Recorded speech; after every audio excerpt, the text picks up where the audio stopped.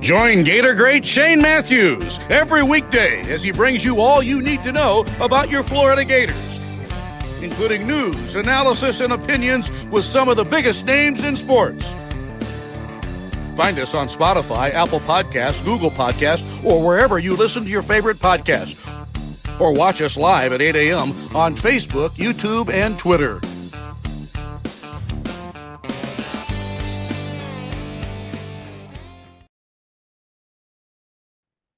Good morning. It's a Monday edition of PodUp with Matthews in the morning from the International Diamond Center Studios with locations across the state of Florida, and right there in Celebration Point, part of Gator Nation. Go check them out, International Diamond Center. Getting cold, folks. Call Comfort Temp Heating and Air. They're your #1 local HVAC company. Visit them at comforttemp.com. Today's show we'll have JC, then we'll have Mike Morgan, who was on the call of the BYU Texas Tech game, so we'll get his thoughts on the Red Raiders. If you missed it last night, the Chargers defeat the Green Bay Packers. No, that would be the Pittsburgh Steelers. Those two, that team too. JC, you're on the Titan number hotline, courtesy of Comfort Temp. Actually, JC, you know how many plays I watched of the game last night on TV? 3. Maybe only 3. Since we landed and I walked into my house and got in my bed at 3:15. Yeah. After the game, and then an early wake-up call because we played golf down at Adena, so I had to go down there and whip some people's butts. Ooh. So I was very tired. I was played golf on 3 hours sleep. So it sounds like it's, I may do that more often the way I played. Well, you get another chance to do it again next That's weekend. right. That's right. Because it's probably going to be the same scenario for you. Hopefully. Very true. And from what it looks like, I don't see why the game wouldn't be the same scenario the way it went. I also had a terrible week. I picked 11 losers for everybody. Oh my gosh, JC, terrible. Yeah, I think record? Maybe the worst I've had in 2 years. That was a bad week. You were 7-6, so much better. Oh, I'm over 500. Yeah, I mean, the games, some really bad breaks. And I won't spend a whole lot of time on dwelling on it. You kind of want to just take the tape and throw it in the garbage can and start forward or go forward from there. But, Auburn losing by 7 was a bad beat, I thought, because when you're winning a game the entire night and everything's in line to cover, that overtime gets you. So, speaking about Florida, you were there, you saw it. You were right; they don't play well at Kentucky. We haven't played well. A lot of people, because I said that to a couple of friends, are like, "You lost at Kentucky?" No. We beat them like 31 or 33 straight years, and I think in the last 9 to 10 games, JC, we've only won 4 of them. Yeah. So, whatever reason, we don't play well there. I had a terrible feeling going to that game. Yeah. That was a terrible game. Maybe the worst the last 2 years. It was the worst football I've seen since I've been a Gator. What is his deal? I mean, 83 yards passing, they benched him. He's not a very good player. He's not a good player. I don't care about the coaching. You still got to throw completions. You got to know where to go with the football. We're not a good football team. I still go back and I'm just like, how did we beat LSU and Ole Miss? Those were the 2 worst wins you could possibly have, or we wouldn't be sitting in this situation. I mean, it's true. That was kind of like a fake out, wasn't it? But a lot of folks did take Kentucky. They're 4-1 against Florida in the last 5 years, according to Franklin Hall. And Go Gators from Dallas, Texas has just fired me. Yep, you're fired, JC. Barone71 says here on YouTube, Lloyd Plumman, some talk about Lane looking to shut out Florida this weekend and then will announce his extension with Ole Miss afterwards. That would be the ultimate troll move. He's not going to sign the extension. Yeah, well, he will not sign the extension. Yeah, I tell you, if you talk to Ole Miss fans, of 2 of whom I did this weekend, they are absolutely convinced he's not leaving. But that's I'm absolutely convinced he is. He is leaving. Yeah, no, I mean it does. It is 2 sides of the coin. It's absolutely 2 sides. Well, first of all, the people that don't try to read anything about all the stuff he posts on Twitter. That is not going to have any bearing on what he decides to do. Zero. Well, that's just who he is. That's who he is. The folks from Ole Miss says that He likes to do a lot of other things. Sometimes he's kind of like Coach Spurrier, who liked to play golf and things like that. He likes to He fish. likes to go fishing. He likes to do a lot of different things. You know where he goes fishing most of the time, JC? Well, no, Boca. I've never gone fishing with him. But his house in Boca is where he goes well, fishing. I'm sure there's some freshwater lakes up there. He's not a freshwater guy. I'm just telling you. Anyway, so he doesn't go bass fishing or anything? No. Oh, okay. Well, maybe he's let me just tell you what they said. I mean, I'm just telling you. I mean, I think people are interested in what the Ole Miss folks have to say because this is their coach right now, and their feeling is, why would he want to try to reclaim a destroyed building and try to rebuild a building when he's got? Let me finish. When he's got everything he needs to win now, and he can get players to come to Oxford just as easily as he can get players to come to Gainesville. I mean, I didn't know. Okay, I agree with all that, but I'm just telling these people they're going to be. I am so confident that he's coming. Okay, I really believe he is. All right. Well, there's nothing wrong with believing that. There's nothing wrong with that. I think it's good. The brands are still in comparison. I am so tired of talking about what he's doing now. There's no argument there. But the reason that what he's doing is because of him, JC. Well, I know that. Him. Well, I'm not even talking about. I'm talking about more about rebuilding a program here. There's no rebuild. I can tell you right now. I said, well, guys, it's not like it was 10 years ago. I mean, you're not looking at a 3-year, 4-year rebuilding project. It could happen in 3 months. All you got to do is get your roster right and get the right staff in place. I think he can do that within a matter of months. That doesn't take 3 years. That's all I said. I firmly believe this. And I'm not even talking. I don't know who he would keep on our team because just because the fans like player X does not mean he's going to like player X. They're going to like anybody that comes down here and kicks ass. That's what they're going to like. Right, but they're going to be like, well, why did that kid leave, or why didn't he keep that guy? That you should not worry about that. Whoever the coach is going to pick the players they want to play with. Well, and I said you're going to love, Florida fans will love whoever gets the job done. At this point, it really comes down to that, and the way we keep, if we keep watching what we've been watching, people are going to actually start resenting some of these players. Well, it doesn't matter what you're seeing now that has no bearing on the future. Well, Zero. No, I mean I get it, assuming that what you think is going to happen will happen. Now that's not known yet. That's just an assumption and that's a feeling. But right. But what I'm saying is, JC, is like even if Lane isn't the coach, whoever the coach is, I think the fans get too enamored with the players on their team. So I guarantee a lot of fans have not watched Ole Miss play football. Mm-hmm. They have a phenomenal running back. Mm-hmm. Phenomenal running back. Pretty good quarterback. Okay. Yeah. But what I think people get too enamored with who's on their roster. There's a lot of good players out in America right now. Yeah, and I don't think anybody's enamored with anything on the roster right now, QB. Exactly. But there's people, we need to keep this guy. We need to keep that. I don't care if not one player's on the same. I don't care if they start with 84 new players. Will not bother me one bit.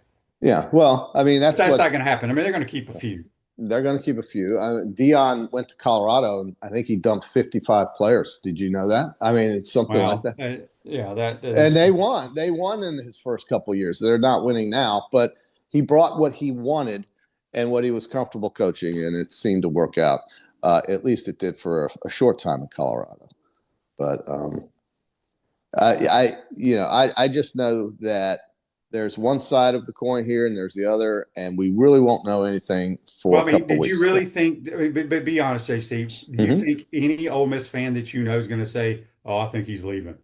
Well, I think there are some Ole Miss fans who have this inbred doubt about their football program because it's never won anything. So, yeah, there are people who are afraid of that. But they got a guy now that they feel like can take them to the promised land, and he's right on course. He is on direct collision course for a playoff spot, and that means a home football game in Oxford, Mississippi in third week in December. And by the way, when we hear people talk about the playoffs and they talk about bye weeks, everybody gets a bye, even the teams that don't get the conference championship 4 top seeds or 5 top seeds. You don't play until December 19th. The last game of the year for most teams is the end of November. There's plenty of bye weeks. The last game for the loser of the championship game that they play in their conference is December 5th. There's a bye week right after that. And then you play on the 19th. So byes are happening for everybody. I think it sucks that the top seeds don't get a home game, but that's the way they figured it out. Hopefully that'll change. I doubt it, but that's how it works. So everybody gets byes. Everybody's going to get a bye when it comes to the playoffs. I don't know why folks now maybe what they mean is when they say a bye, they don't have to play in the first round. Okay, that's true, but in terms of time off and getting healthy for the playoffs, everybody's going to have a week off. Yeah. Tim wants to know on Facebook Live, brought to you by Mel Law. Is my son talking to Lane's son about Buchholz? That's the key. Ernest Graham's son at Newberry, give him a call. Okay, all that is false. My son has been out of high school since 2019. He's a working man. Ernest Graham's son is Miles Graham, who plays for the Gators. For the Gators. And Ernest is the head coach at Santa Fe High School. Who asked you that question? But here's JC, this may sound silly, but the only question mark I think in Lane's head is, do I want my kid to play somewhere in the Gainesville area or continue with Mississippi high school football and play at Oxford? Because it's better. Yeah. And plus, Buchholz's quarterback is the same age as Knox, and it's the coach's son. Well, that helps. Iceman says, does not help if you want him here. Well, no, not if you want to hear it. JC, they didn't win anything. What are you talking about? Ole Miss hasn't won anything. No, that's exactly what I'm talking about. Never won never been to Atlanta for that matter. I hope that's what Greg he was wants asking. to know, what bowl game do you think Florida gets? They're not going to go to a bowl game, Greg. Even if they do win the next 3 games, I would say they decline the bowl. You would say that? Because you're going to lose money in it. Because you're going to go to like Birmingham or the Gasparilla, and it's going to cost you more than you make. That team that played in Lexington, Kentucky's got about as good a chance of winning the next 3 games as I do becoming the head coach.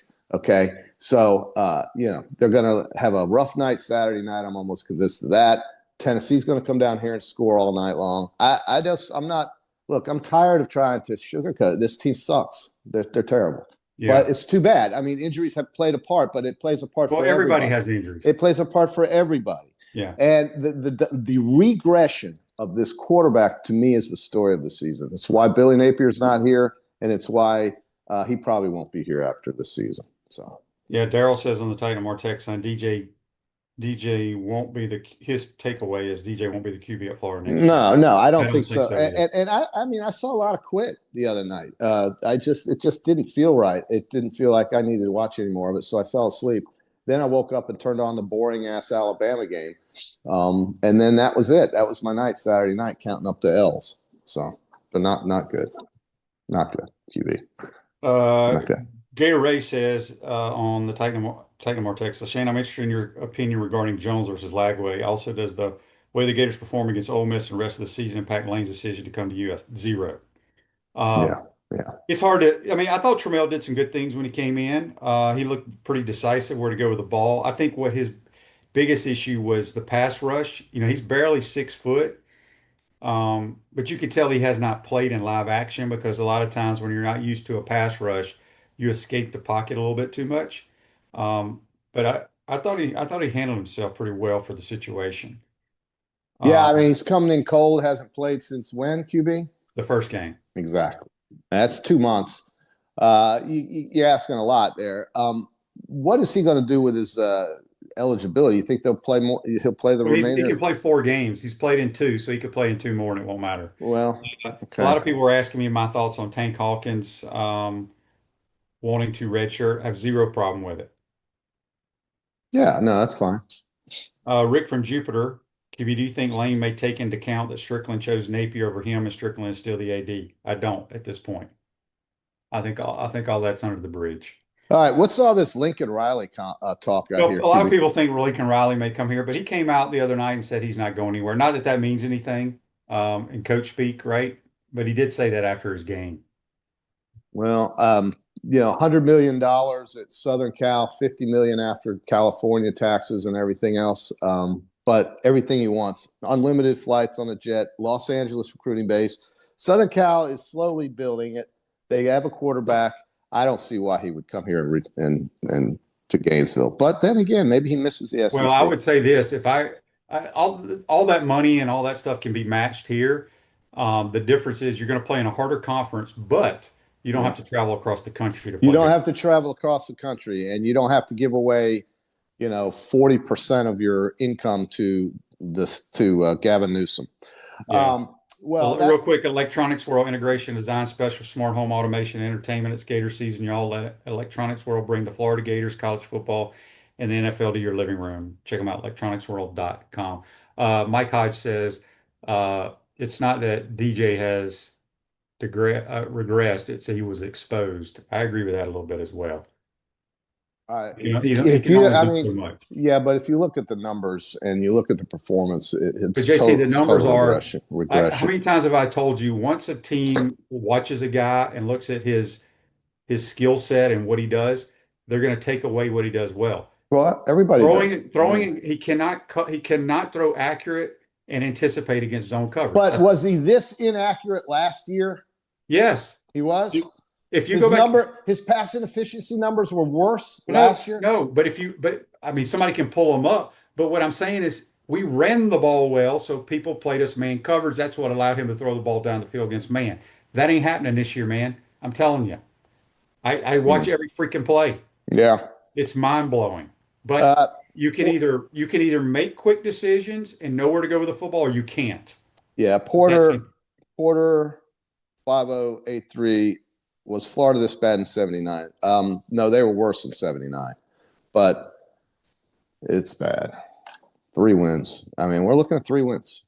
That's bad. That's really bad. Barone says DJ needs a transfer and red shirt to just scale. But look, if he wants to transfer, that's fine. There's a million quarterbacks out there. A million. I mean, Texas Tech has 2 really good ones, by the way. Well, I mean, we've talked a lot about him. I totally believe his numbers are down from last year. That would point to regression. And there's a reason for that, though. Well, yes, he didn't have a good offseason. He's probably not healthy, and he's overweight. And then again, he lost his coach, and he was comfortable with his coach. I don't know. There's a lot of reasons. It wasn't like we were lighting the scoreboard. No, but you can throw a lot of reasons out there. I'm just highlighting the fundamental reasons. But you know what I say about all that? Those are lame ass excuses. I'm just telling you, result-driven business, right? Right. Well, I'm just telling you what happened in my mind and what I see, and I don't think anybody's disagreeing here. I just think that it's obvious that the guy regressed. It's as simple as that. It's not. I mean, I'm not trying to play semantics here. No. But what I'm saying is, he had some bright moments. Let's just do that. He had some bright moments. It wasn't like he was lighting the world on fire. Real quick, Silent J on YouTube, brought to you by Quality Plumbing, says Shane Kerwin's QB Dickens, the next Trinidad Chambliss. Another great game. Yeah, threw 7 touchdowns. The ending versus Mercer was insane. I talked to Kerwin for over an hour last night.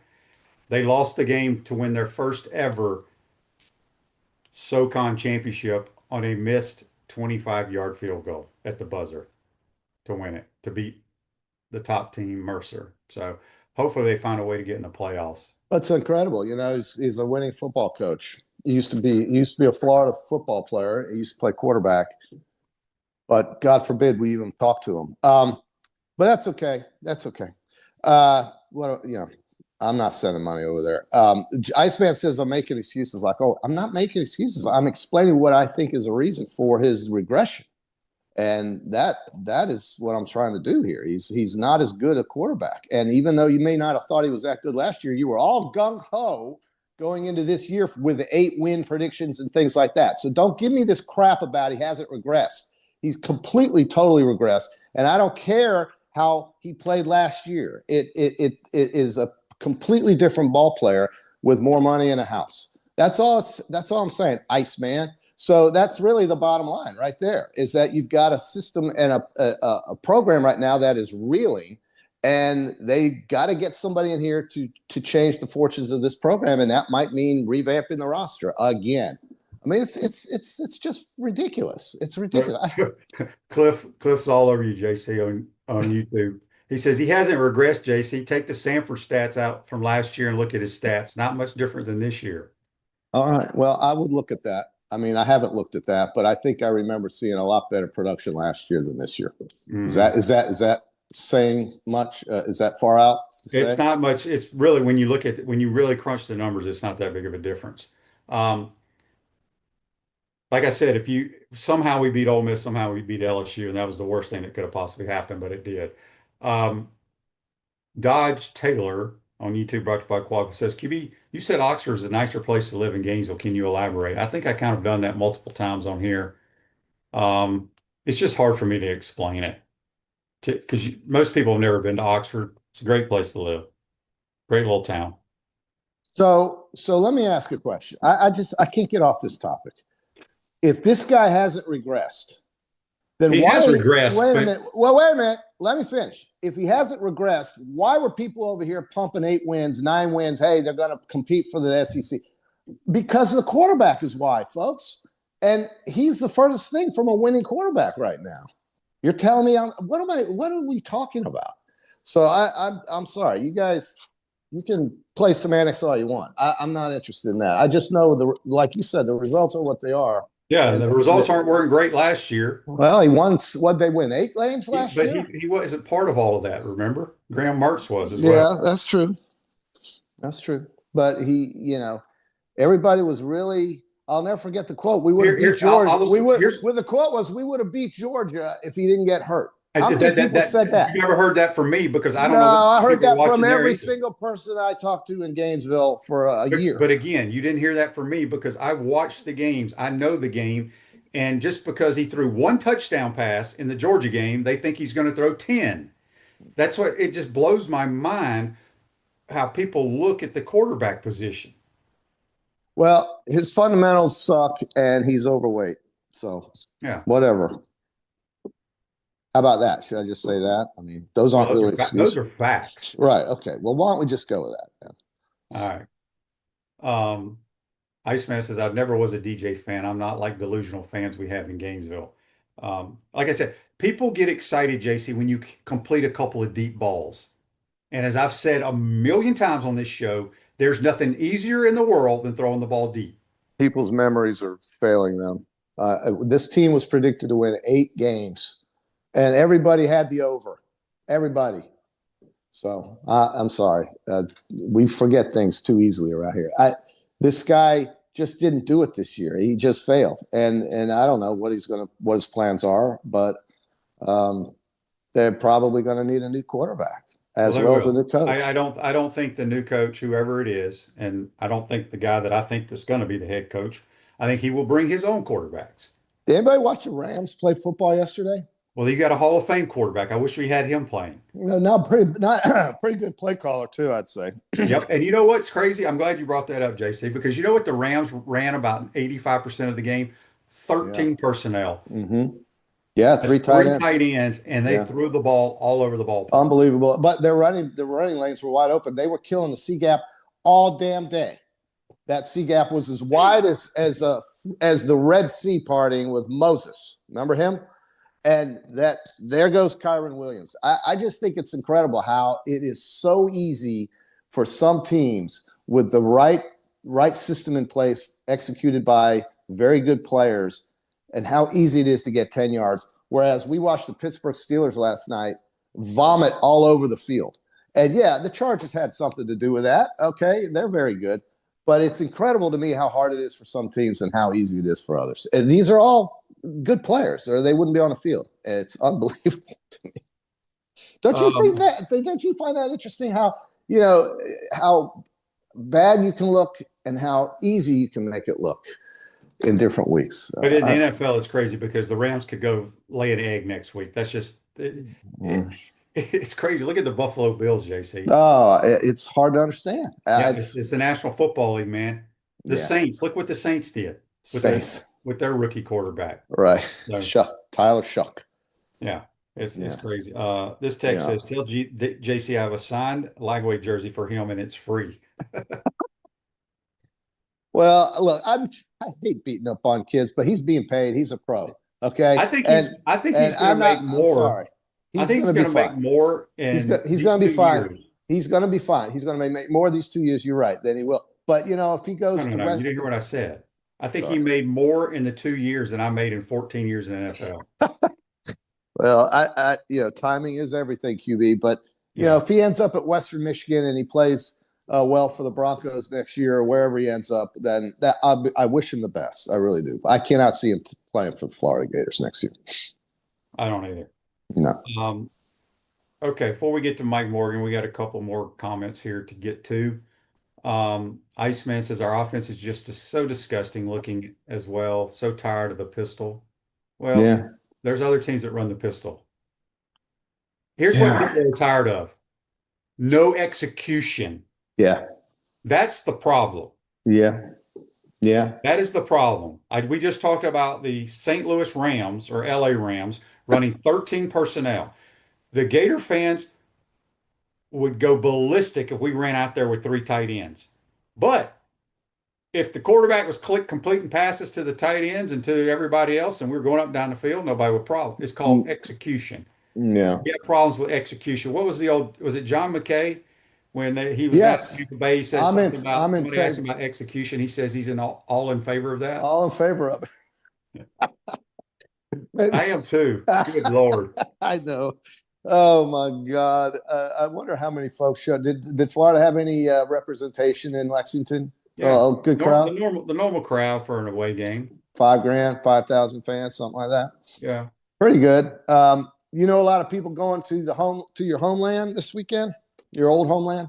Yeah, it's like the hottest ticket they've ever had, JC. And what does that? I mean, it's so weird because you got a 3-6 team rolling in. Yeah.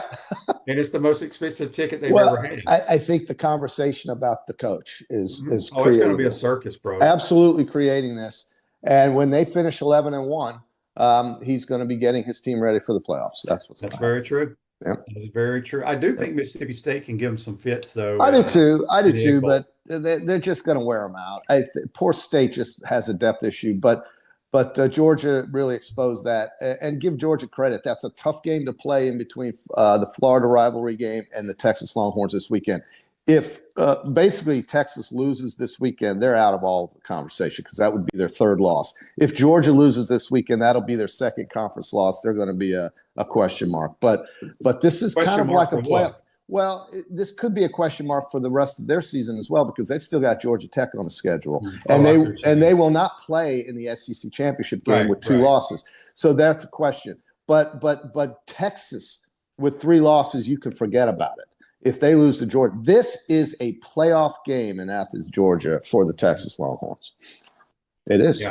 Yeah, for sure. So, yeah. Mike Morgan is going to be where this. Well, he'll tell you here in a few minutes. But I don't know, man.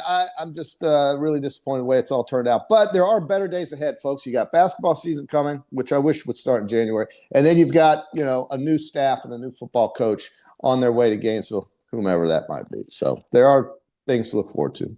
DRM says, this is YouTube brought to you by PodUp. Is there a downward pressure on huge buyouts for future contracts? They're going to continue because it's the agents running the show. It's the agents that run, Trace Armstrong and Jimmy Sexton run college football. More Jimmy Sexton than anything. Yeah, Kerwin's team was exciting as hell to watch Saturday. They fought like hell and had an amazing last-minute drive to miss the easy field goal to win. We should hire him. DRM-1 has spoken some real logic here. Gosh, what would a former Florida Gator on the sideline do for the fan base? I just think it'd be so great. But listen, if they get the guy from Mississippi, then you should be very excited at the relevancy switch from 0 to 100 overnight. And that's what will happen if they hire him. But if they hire Kerwin Bell, I'll be the first guy waving off. I know, but I just, my God, he's a former Florida player and he loves his school and he's from Mayo. My goodness, what's wrong with that? The guy can win. JC, have a good day. Let's go study your picks a little bit better. Yeah. Bad week. JC, join us on the tape tomorrow. Courtesy of Comfort Temp. We're going to take a quick timeout, come back. We'll get Mike Morgan's comments on college football. You're watching and listening to PodUp Matthews in the morning from the International Diamond Center Studios. We'll be right back. Our premium sponsors are Atlantic Roofing, Campus USA Credit Union, International Diamond Center, JF Hayden's Craft Liqueurs, Los Landeros Tequila, Meldon Law, Titan MRI and Imaging, UF Health Orthopedics. Our gridiron sponsors are Baker's Sports, Comfort Temp, Electronics World, Florida Cracker Kitchen, Florida Victorious, Gallo Car Wash, Miapa Latin Cafe, Peachland Dental, Quality Plumbing, Ruse Ogre State Farm, Silverback Concrete, 84 Lumber, Big Mills Cheesesteaks, Celebrate Primary Care, Gator Bait Media, Gator Dominoes, Ironwood Golf Course, McDonald's of Gainesville, Tropical Smoothie Cafe, UF Bookstores, Advocare, and MG&A Wealth. Watch and listen to us live on Facebook and YouTube. Listen to the podcast whenever on Apple, Spotify, or wherever you listen to your favorite podcast.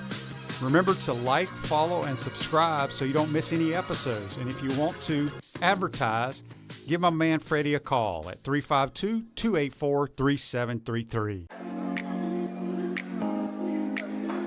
Coach, you know what always impressed me? How you beat Florida State to win the 1996 National Championship.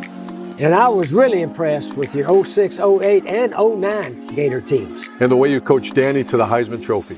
A lot like what you did with Tim Tebow. You know, you won more SEC championships than you lost home games at the Swamp. And you had plenty of super games in front of our Gator Nation. Yeah, there really is something special about the Swamp. I guess that's why we say about the Swamp, only the Gators get out alive. To the Swamp and the Gators, with the best beverage served at Spurrier's Gridiron Grill, 100% agave, Los Landeros tequila, aged in bourbon barrels for a smoother taste. I think you mean head beer coach, 1966 lager, a crisp, light, bodied lager for easy drinking. Nope. Los Landeros tequila, smooth enough to drink neat and bold enough to elevate a cocktail. 1966 lager, enjoyed on game days in the fall or whenever you need a winning cold brew. Los Landeros tequila. 1966 lager. Los Landeros. 1966 lager. Y'all stop bickering. Okay, you're both wrong anyway. The best thing Spurrier's Gridiron Grill offers are Jerry's famous chocolate chip cookies.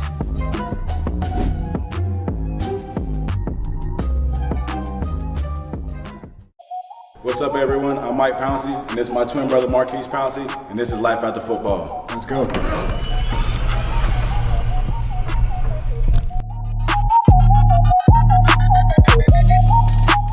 We are the owners of Tropical Distillery, and JF Hayden's is our liqueur brand.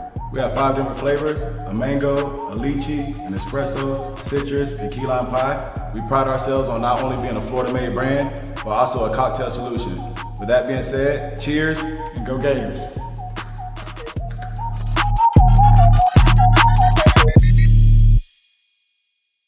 Hi there, this is Coach Steve Spurrier, and I want to let you know that by popular demand, Spurrier's Gridiron Grill's delicious brunch is now served in a premium buffet. You have spoken, we have listened, and we're now serving Gainesville's only elevated buffet, complete with an omelet station, ginger sage chicken sausage, shredded short rib, and of course our chicken and waffles. Plus, you can enjoy bottomless, mimosas, and Bloody Marys. So join us every Saturday and Sunday from 11 to 3 for the best brunch in town. Welcome back to the International Diamond Center Studios. Gallo's Car Wash is locally owned by UF alum and the only car wash that provides NIL opportunities to Gator athletes. Locations on Northwest 13th Street, Wilson Road, coming soon to Jonesville. Back to the Titan More Hotline, courtesy of Comfort Temp. We're joined by our man, Mike Morgan, who was on the call of the BYU Texas Tech Red Raiders game, which was a heck of an atmosphere, wasn't it? Good morning, Shane. It's unbelievable. We've been fortunate with Elite Media Network this year that we've had some really incredible environments across the country for some rivalry games. I mean, even Florida State, if you go back to when they played Miami and we had the game, nobody knew how bad Florida State was going to be. Nobody knew. Well, you probably could have predicted that the U-Dog would choke away a couple of games in November because that's kind of what they do. But at that time, Florida State had beaten Miami and Florida State had beaten Alabama and Miami was looking good. So the crowd for that was great. We had Michigan State. The crowd for that was outstanding. We had Oklahoma, Texas, kind of that version of Florida, Georgia was great. But there was something unique about Lubbock on Saturday. And I think whenever you have a school that the fan base is passionate, but they don't have a great tradition of winning. And all of a sudden you sense that they have a chance to have a magical breakthrough year, which is what Tech is sitting on. I mean, they've got the inside track to win the Big 12 and go to the playoff. Those folks there don't know that. So it was the biggest home game since 2008 when Mike Leach was the head coach, and you had Graham Harrell and Michael Crabtree. That team went on to go to the Gator Bowl. In fact, Gino Torretta and I did that game years ago. But no, it was really cool. And game day was there, and the fans were just from Jump Street. They were on it. And look, Texas Tech, I've found fascinating because they are a kind of a case study on the modern day college football with NIL, the portal, and yes, money going ballistic and being showered down on players. Their defensive line alone, Shane, was $7 million. And I'm here to tell you it was worth every penny, because that's an SEC defensive. That's not just an SEC defensive line. That's an SEC championship defensive line. And then Jacob Rodriguez, who's a former walk-on, is one of the best linebackers in the country. So their defense is like SEC good. So I found it fascinating to watch them dominate an undefeated BYU team, and look out for them going forward. I think they win the Big 12. I get to the playoff, and I don't think anybody's going to want to play them there. Yeah, the other thing that's fascinating about them is their head coach was a high school head coach about 5 or 6 years ago. Yeah, he was winning. He won 3 straight state championships. And I said it during the broadcast. I just forgot the name of the high school. But anyway, he wins 3 state titles. He goes to Baylor. He's the associate head coach at Baylor. You don't think Baylor wouldn't love Joey McGuire right about now? But when they hired him, and that thing went across on your TV set, we call it the crawl, right, where all the news is going over. I guarantee you, I was just like everybody else. Oh, that's nice. Texas Tech hired Joey McGuire. Big deal. He'll be fired in 4 years, just like most of these guys are. It didn't resonate. I didn't know anything about him. I didn't really care. But there's something about that, and this applies to we've got all these big job openings, right? We got Florida, we got LSU, we got Auburn, we got Penn State, we got Arkansas, and the list goes on and on and on. And who knows, we might have Kentucky before long. They can find $39 million somewhere. There's not enough big name coaches to replace all these guys, right? I mean, you can't clone Lane Kiffin. You can't. And for those that are big fans of James Franklin, he's only one guy. So then what?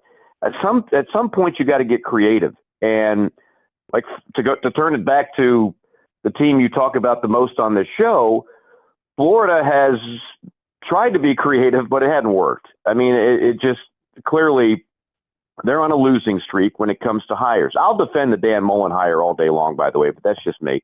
But the other ones, clearly you took a shot on some hot, in one case, coordinator, in another case, a guy in the Sun Belt. And, I think that's why, I don't want to say desperation, but the unbelievable movement here to say, we call it on the podcast, JC and Morgan, we call it caged animal syndrome hire.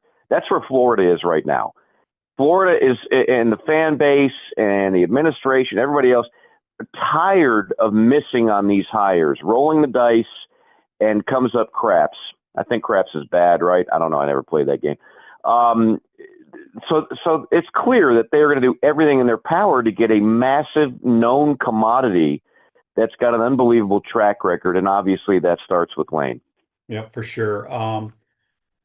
Where is this? Barone71 on YouTube, brought to you by Quad Plum, says, anyone see Lagway at Texas Tech next year? I would say no, because their backup, who's played a lot, is a stud. He is. He's good. He's hurt right now, but he's the future to replace Baron Morton. So it's a great question, Barone, because Tech has the money where they could get a DJ Lagway. Old Cody Campbell and that $4 billion that he got from selling his oil and gas company, they can be very aggressive in the portal, and they can get an SEC caliber quarterback. I'll be fascinated what the market is. It's so funny. Think about this, Shane. I'm watching Saturday. We get done with our game. We had a noon kickoff, which I love because we had a string of just late night games. You know how that works. You know, by the time you get home, well, you get the nice cozy charter flight. Us national radio guys, we got to stay around and then wake up and go through security and get 3 flights canceled, and you know the deal. Right. Anyway, as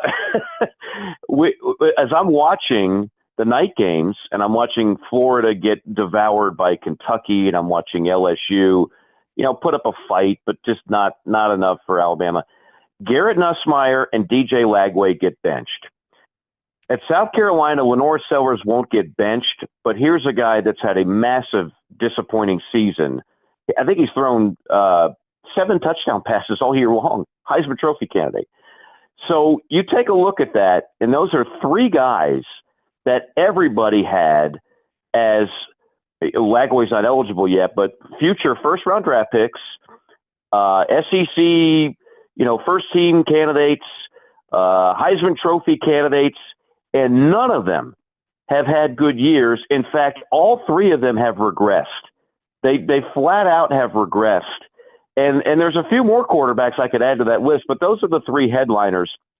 I mean, Arch Manning hadn't been great, but you can't say he regressed because it's his first year as a starter. So I don't know what to make of that, Shane. I mean, I don't know what that is. I know you guys talk about Lagway a bunch. He's clearly put on weight. I don't know why he's that big. I don't know how he's that big. But, I mean, that's certainly a concern.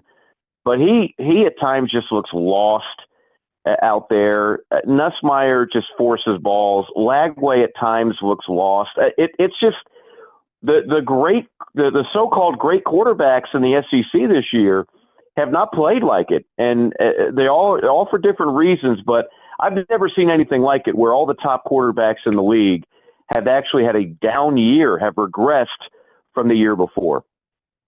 Yeah, I was never a Lenore Sellers. Not a fan, probably the wrong way. I didn't think he was a great quarterback. He reminded me of Anthony Richardson. He's going to make a couple of splash plays with his arm, and then he's going to hurt you running the ball. But on a consistent basis, he can't drop back and throw it. I felt kind of the same way with DJ.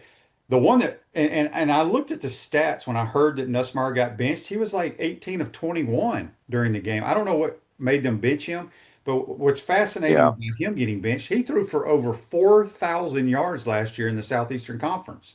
I know it. And it's not like they lost. It's not like he had, Justin Jefferson and Jamar Chase last year. That was Joe Burrow. I mean, he didn't have the best of the best wide receivers. He didn't have the best of the best running back. Now, they did lose 2 studs on the offensive line. There's no doubt about that. But honestly, when I watch him play, and I know he's had injuries. I know he's had injuries. But when I watch the decision-making, Shane, that's the thing. Yeah. When I watch all 3 of those guys, it's the decision-making. You could I can give you a million excuses, like the offensive line is not as good. South Carolina has already fired their offensive coordinator, and Mike Shula, he didn't have the right game plan. All these things, I get it. DJ Lagway, you're in the middle of a coach getting fired, and you got all types of injuries with your wide receiving core. I could come up with mitigating factors, but the fact remains is the decision-making of all 3 of those guys, it ain't been good. And I how much of that is coaching? How much of that is them? How much of that is, we're paying these guys 7 figures and they got agents and they're looking toward the NFL. I don't know. I don't know what the answer is, but how unusual is it? I mean, just think about that. Like, these were the top 3 guys that were coming back from a year ago as starters.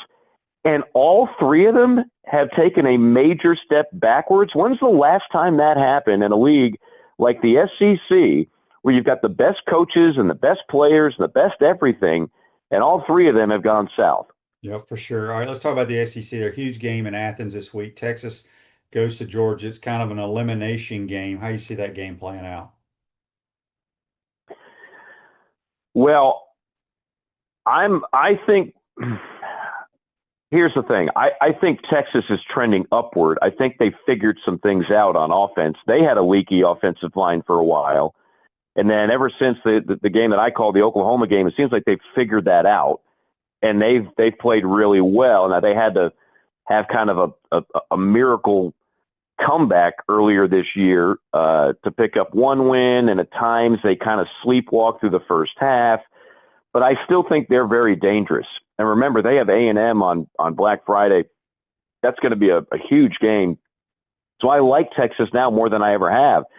But here's my simple philosophy, and I'm not a betting man, but here's, if I was, like a JC is, I don't bet against Kirby and Georgia. I just don't. It's the surest thing you can gamble on when it comes to games like this, and particularly if it's between the hedges where they hardly ever lose, except for the game against Bama this year, and that was a one-possession game. Georgia has this amazing ability that even when they go down, and there's very few even elite coaches and programs that can do this. How many times have you and I seen Georgia go down 7 points, 10 points, 13 points? There's never panic, and they always seem to find a way to win those games. That's culture, and that's having a program that's just believing in themselves and not letting adversity affect you the way most programs would. So to answer your question in a long-winded way, I can't pick against Georgia, even though I like the way Texas has improved. Yeah, Georgia finds ways to win, man. It's crazy. Speaking of A&M, I think they're clearly the best team in the league. I think Marcel Reed is much improved. I just think he's a fascinating player, dynamic player. Yeah. I don't know if they're the best team in America because Ohio State is still Ohio State, and their quarterback is having he's flying under the radar, Julian saying, because he's completing over 80% of his passes. Okay. Ridiculous. I guess give me your thoughts on A&M. Do you think they run the table and go to Atlanta? It's possible. I mean, what are they, a 17-point favorite at home against South Carolina? We just talked about their problems. And then, I think if they're going to lose a game, the only chance I see it is in Austin against Texas. That game could be tricky. But they no doubt have an inside track to the SEC championship game. And it just seems like Elko, there's another guy. I mean, when he was hired, hell, I called a couple of his games at Duke, and I knew he was good, but I didn't know like he was going to be the answer. So for Texas A&M, who for 100 years seems like is great at spending a lot of money to win 8 games. And now they look like a team that could actually go the distance. So I think I agree with you. I mean, to me, the best 3 teams in the league, it's A&M, it's Georgia, and then Alabama, because I just think Ty Simpson he's a difference maker, man. I mean, that kid's got moxie, and so does Gunnar Stockton for that matter. And as you mentioned, Marcel Reed, he's cut from a different cloth, but he is very dangerous and causes defensive coordinators nightmares.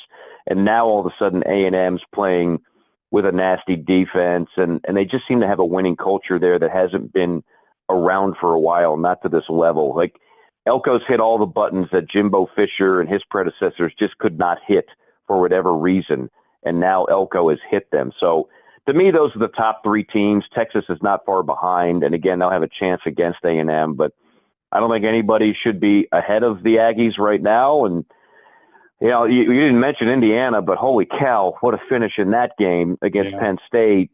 And Mendoza's been great, and I can't say enough about Kurt Signetti. I know a lot of people don't like him. He's arrogant as hell. But that dude has done one of the best coaching jobs in the last 50 years when you look at what he's done at Indiana the last 2. Yeah, I saw his before they kick off, how Jenny Dale, I think it was the Fox game. I was in the hotel. Yeah. Jenny Dale, the sideline reporter girl, went up to him. Coach, Indiana's never won here at here in College Station, or not College Station, but Happy Valley. What are your thoughts about that? He goes, well, this team's never played here. Right. I saw that.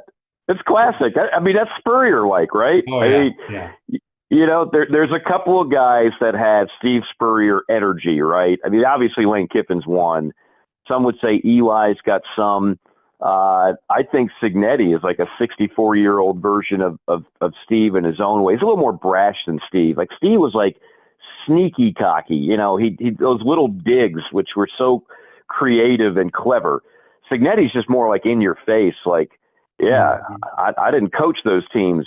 It's a different ball game now. You know, he's just. Yeah. But I think we need more of that. I don't want 136 cookie cutter coaches in this great sport that we love called college football. I need different guys. I need a guy that wears a black hat and everybody hates him. We had that with Steve for 12 years at Florida and another 10 and a half at South Carolina. We don't have many of those guys left, so I'm here for it.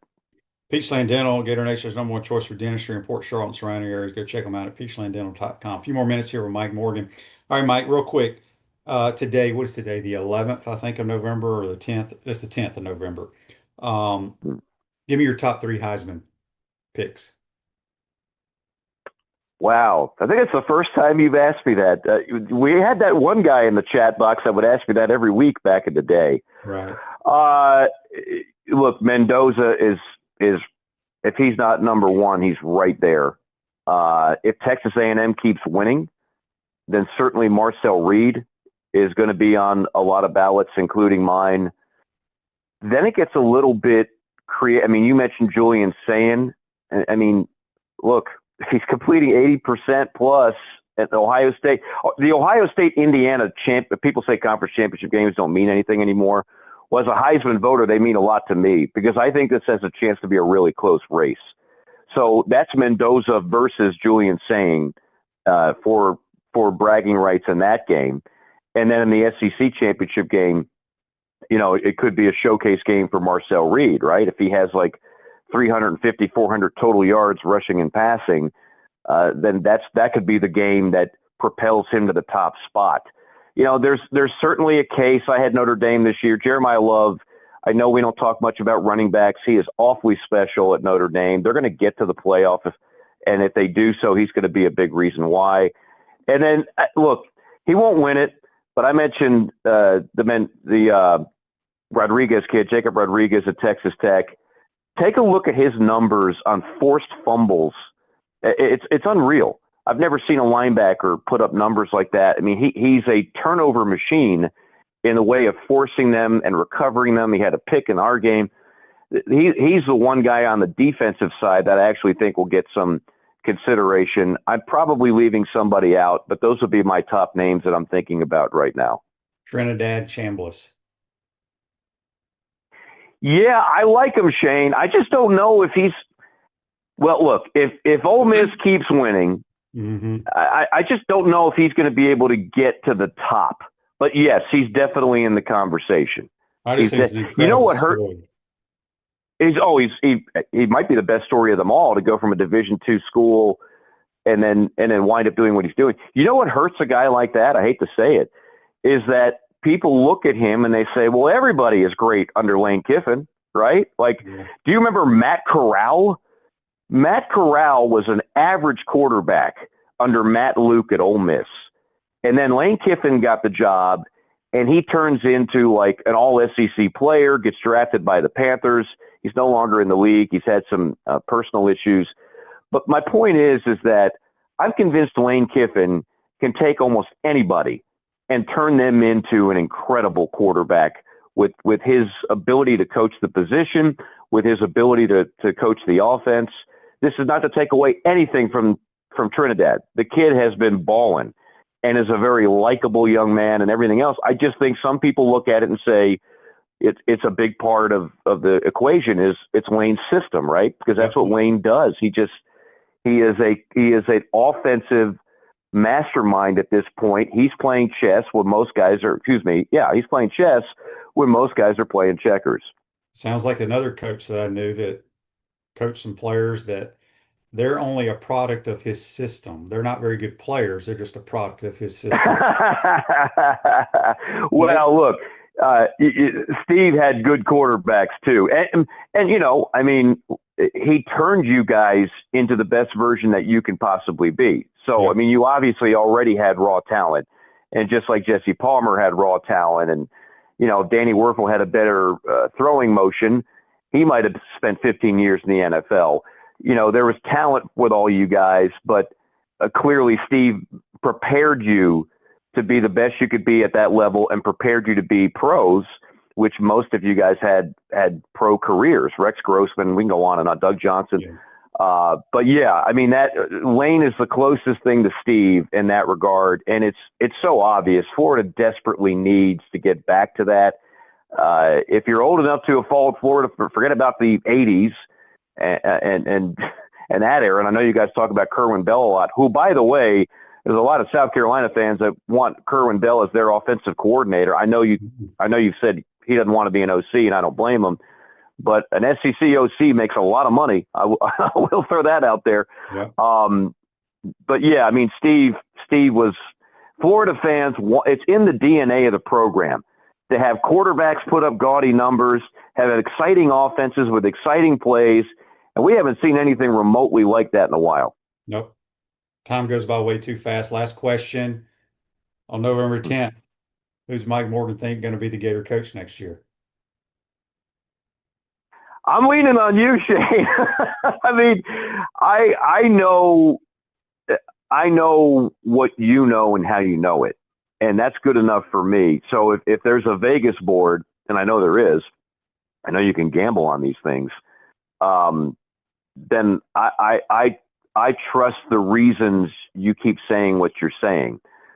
It's not 100%. I don't know if Lane is 100% on what he's going to do today, right? A lot of things are going to happen here in the next few weeks, and some of them are going to be very emotional.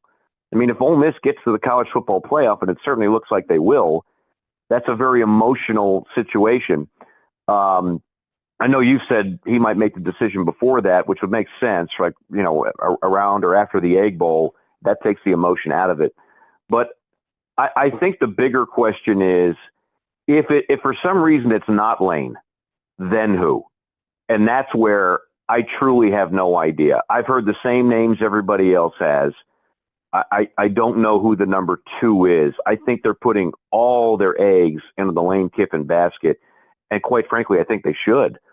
But if you don't get them, now you got to be a little bit creative, because like I said, it is, if you're a coach, to use a real estate term, it is I guess it would be a seller's market, and they're selling themselves, right? The stock will never be higher than what it is for Lane Kiffin, James Franklin, Urban Meyer, Eli Drinkwitz. The list goes on and on and on. Jeff Brom, I know he's at his alma mater, but damn it, he could take a job that'll have a hell of a lot more resources in Louisville. So it's never been a better time to be a coach in demand, because this year is going to be crazy, the amount of money that Jimmy Sexton is going to be able to demand for these jobs. No doubt about it. Mike, great stuff as always, buddy. We appreciate your time. We'll talk to you next week. See you in Oxford. I'll see you in Oxford, Shane. Come, maybe we'll rent you for a series on our network to call a few plays. We'll pay you extra. They pay well at Elite Media Network, so you'll get compensated fairly, and then you can go back to the Gator booth and call the rest of the game. Sounds like a plan. We'll see you there, my man. Have a good week. All right, buddy. You got it. Be well. Join us on the Titan More Hotline, courtesy of Comfort Temp. Appreciate everybody chiming in. We'll see you tomorrow. Take care.